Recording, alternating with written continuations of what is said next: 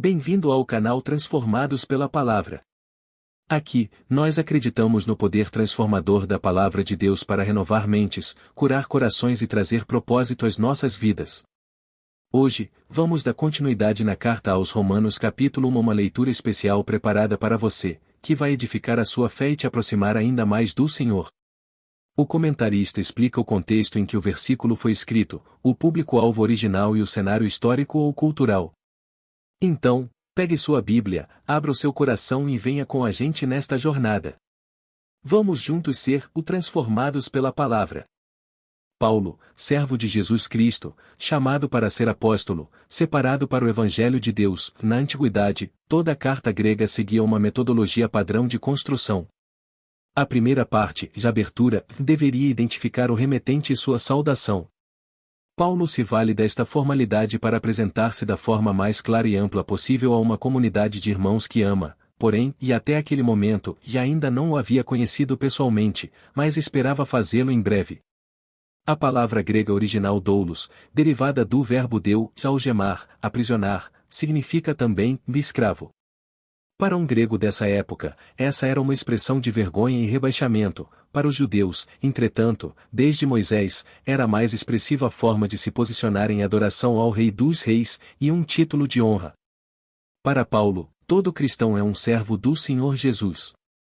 O termo exprime pertença total e definitiva a Cristo, se desde o início Paulo faz questão de usar o vocábulo o Cristo não apenas como nome próprio, mas especialmente como título do Filho de Deus, o Messias prometido, o ungido. A expressão o apóstolo tem a ver com o comissionamento dado a Paulo, pessoalmente, por Cristo. Que ele antes prometeu pelos seus profetas nas Santas Escrituras, esta é a primeira vez que a expressão o Escrituras Sagradas só aparece no original grego da Bíblia. Todo o et profetiza a vinda de Jesus, o Messias, cuja vida e ministério são perfeitamente descritos no Novo Testamento. Acerca de seu Filho Jesus Cristo nosso Senhor, que foi feito da semente de Davi, segundo a carne, e declarado para ser o Filho de Deus com poder, segundo o Espírito de santidade, pela ressurreição dos mortos, pelo qual nós recebemos a graça e o apostolado, para a obediência da fé entre todas as nações, pelo seu nome, foi devido à desobediência deliberada de Adão, que o homem foi apartado da glória de Deus. Entretanto, é pela obediência voluntária e firmada na fé em Jesus Cristo que ganhamos a reconciliação com Deus. A palavra fé neste contexto, não significa fé em doutrinas, mas sim fé no Evangelho, ou seja, na pessoa do Cristo, seu próprio Evangelho. Entre as quais sois também vós os chamados de Jesus Cristo, a todos os que estão em Roma, amados de Deus, chamados para serem santos, em graça e paz a vós, de Deus, nosso Pai, e do Senhor Jesus Cristo. O sentido mais amplo da expressão original grega, aqui traduzida por o santidade, é o separado para contínua adoração a Deus. Neste aspecto, todos os cristãos são os santos, pois foram sobrenaturalmente os separados ou por Deus para servi-lo por meio do seu serviço espiritual diário e contínuo. A expressão tem igualmente o sentido prático de um aperfeiçoamento espiritual o que ocorre todos os dias na vida dos crentes pela ministração do Espírito Santo que neles habita. A graça é o favor imerecido de Deus, o Senhor nos concedendo a bênção do seu chamado e proteção, ainda que não sejamos dignos. Enquanto a misericórdia é a paciência longânime do Senhor, que retarda a punição que nossas más intenções, erros e pecados merecem, na esperança de nossa conversão. A paz é a bênção da plena segurança e certeza dos cuidados paternos do Senhor, mesmo em meio às mais graves tribulações e perdas. Primeiramente, eu agradeço ao meu Deus, por meio de Jesus Cristo, por todos vós, porque a vossa fé é anunciada em todo o mundo. Paulo, apesar de todo o sofrimento, privações e humilhações pelas quais passou, sempre demonstrava um coração agradecido a Deus. Os cristãos têm toda a liberdade de chegar-se a Deus, como Pai, e por meio do sacrifício vicário de Jesus Cristo. Entretanto, não apenas para pedir, mas, sobretudo, para agradecer. Paulo costumava iniciar suas cartas com ações de graças. Pois Deus, a quem sirvo em meu espírito, no Evangelho de seu Filho, é minha testemunha de como incessantemente faço menção de vós em minhas orações, rogando que de algum modo seja possível, agora por fim, ter uma próspera viagem para ir a vós na vontade de Deus. Porque desejo ver-vos, para que eu possa transmitir a vós algum dom espiritual, a fim de que sejais fortalecidos, e isto é, para que eu possa ser confortado juntamente convosco, pela fé mútua, tanto a vossa quanto a minha. Ora, eu não quero que ignoreis, irmãos, que muitas vezes eu propus ir até vós, mas tenho sido impedido até agora, para que eu também possa ter entre vós algum fruto, mesmo entre os demais gentios. Os gregos costumavam referir-se a todos os povos não gregos, ou que não falassem seu idioma, como bárbaros. Paulo desejava conhecer a igreja em Roma, predominantemente gentílica, ver como viviam na fé os novos convertidos, bem como compartilhar suas experiências e motivar os mais maduros para a evangelização e o avanço missionário. Eu sou devedor, tanto aos gregos como aos bárbaros, tanto aos sábios como aos ignorantes. Então, quanto a mim, estou pronto para pregar o evangelho também a vós que estáis em Roma. Porque eu não me envergonho do evangelho de Cristo, pois é o poder de Deus para a salvação de todo aquele que crê, primeiro do judeu, e também do grego. Jesus Cristo é também chamado de o poder de Deus, indicando uma vez mais que o evangelho é o próprio Cristo oferecido e recebido pelos crentes. Porque nele a justiça de Deus é revelada, de fé em fé, como está escrito, o justo viverá pela fé. A expressão "o de fé em fé", como aparece em algumas versões antigas, tem o sentido de fundamentar-se na fé e apelar para a fé, na qual é enfatizado o aspecto de que a salvação não vem somente por intermédio da fé, como também está à disposição de todos os que creem. No original grego, os vocábulos ofeo e okrero possuem a mesma raiz. Justo refere-se à qualidade da pessoa justa, que não deve nada à lei. É um termo forense, ligado aos tribunais, e não diretamente relacionado à moral e à ética. Porque a ira de Deus é revelada do céu contra toda a impiedade e injustiça dos homens, que detêm a verdade em injustiça.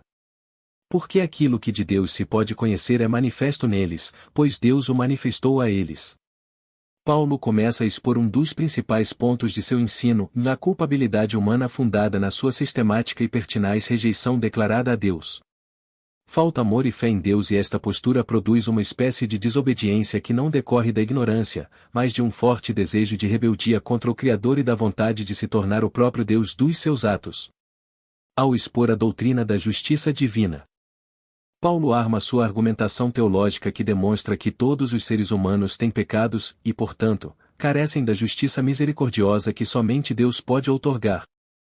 Demonstra a culpa e a vocação para o pecado, nos gentios e nos judeus. Ou seja, todos nós pecamos e precisamos da purificação outorgada por meio do eterno sacrifício expiatório do Filho de Deus. Porque as suas coisas invisíveis, desde a criação do mundo, são claramente vistas, sendo entendidas por meio das coisas que são feitas, o seu eterno poder e divindade, para que eles fiquem inexcusáveis, ou nenhuma pessoa sobre a face da terra, mesmo que ainda não tenha ouvido falar uma só palavra sobre a Bíblia, em relação a Yahvé, o nome de Deus em hebraico, ou quanto a seu Filho, Jesus Cristo, pode usar como desculpa o fato de não conhecer o essencial de Deus, nosso Criador, e portanto, dever lhe completa adoração e respeito às suas leis escritas na alma humana. Pois todo o universo, dos elementos microscópicos às maiores dimensões cósmicas, revelam o poder e a sensibilidade de um Deus único, absoluto e perfeito.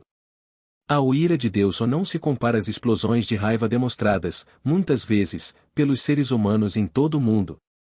A ira de Deus é santa e justa, em repulsa ao menosprezo e rejeição dos seres humanos em relação à natureza e vontade de Deus.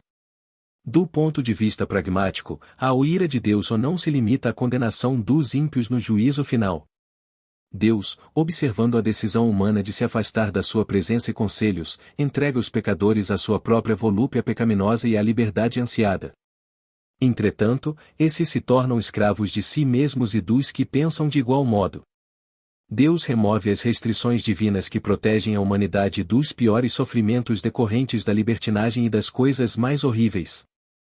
Porquanto, tendo conhecido a Deus, não o glorificaram como Deus, nem foram agradecidos, mas se tornaram vãos em suas imaginações, e o seu coração insensato se obscureceu.